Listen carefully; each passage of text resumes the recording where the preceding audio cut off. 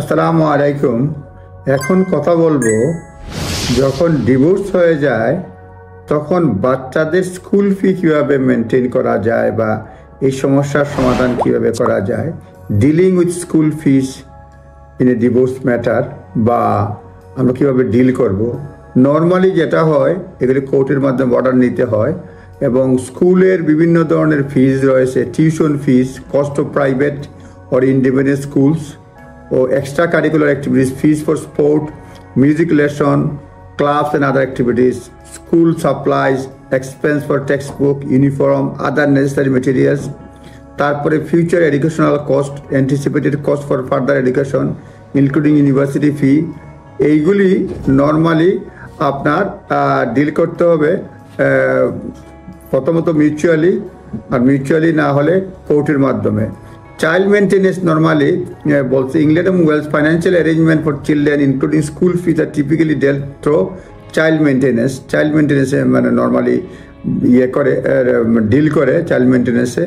তবে স্কুল ফির ক্ষেত্রে যেটা বলা হচ্ছে যে if parent cannot agree how to cover school fee, কীভাবে স্কুল ফি কভার করবে, এটা যদি এগ্রি না হতে পারে, one parent can apply to the court for a order, a school fee order that is part of wider financial settlement as a result of divorce. এটা করতে পারে যখন ডিভোর্সে হয়ে যায়। a school fee order is a part of wider financial settlement as a result of divorce. if parents are not married, যদি বিয়ে না হয়, then a school fee order can be made applied under Schedule 1 of the Children Act 1989. so যদি দেখা যায় তারা married নাও হয়, তবে সেপারেট হয়ে যায়, সে মানে এক পক্ষ যদি খরচ, নন রেসিডেন্ট প্যারেন্ট যদি খরচ না দিতে রাজি না হয়, তাহলে schedule 1 of the children act 1989 অধীনেও তারা স্কুল ফি অর্ডার নিতে পারে কোর্টের মাধ্যমে। তারপরে হচ্ছে ultimately the parents want arrangement regarding school fee to be binding, then should be included in the court order. এগুলি বাইন্ডিং করার জন্য কোর্ট অর্ডারে এইগুলি মানে ইনক্লুড করা যেতে পারে। সুতরাং প্রথমত চাইল্ড মেনটেন্যান্সের জন্য আপুসে রাজি হবেন, না হলে চাইল্ড মেনটেন্যান্স সার্ভিস আছে সেখানে যাবেন। তার ওয়েন নট এগ্রিড ভলান্টারলি, তখন between the parties is generally meant to cover the basic living cost, does not typically include private school fees.